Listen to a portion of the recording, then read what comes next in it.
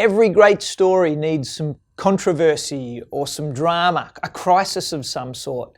And there's no doubt the story of the Back in Motion Health Group has lots of ups and downs in it.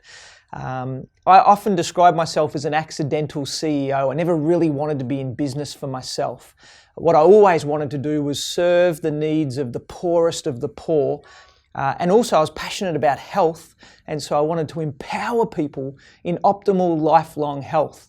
And so when the entrepreneurial muscles got exercised, it meant that I ended up reluctantly starting my own business because I wanted to make a difference in those two areas.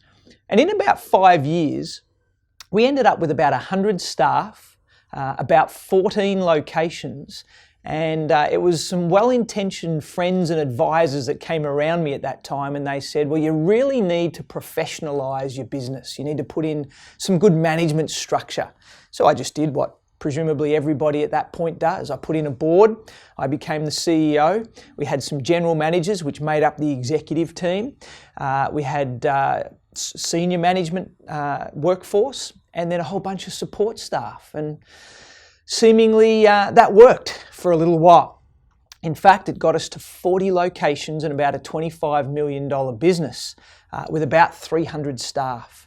But you know what? This traditional top-down linear management model actually had some unintended consequences. So the hierarchy ended up suffocating our people. The titles that people were given became ambiguous and self-limiting. And really all of the strategy and the decision making for our organisation ended up happening behind closed doors by the corporate elite, who not only had their doors closed, they probably had their minds closed as well.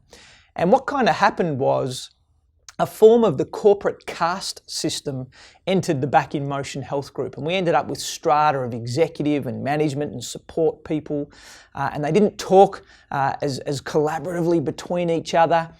And the influence within our organisation seemed to be driven more by seniority and positions of authority rather than true intelligence and merit.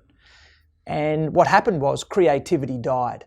The very thing that had started our group, which was that entrepreneurial mindset, actually evaporated in this traditional structure. And culturally, I mean, that just killed us. And so that's what I describe as our leadership crisis, or really our cultural implosion. And what it meant was I had to come in and I had to shake it up.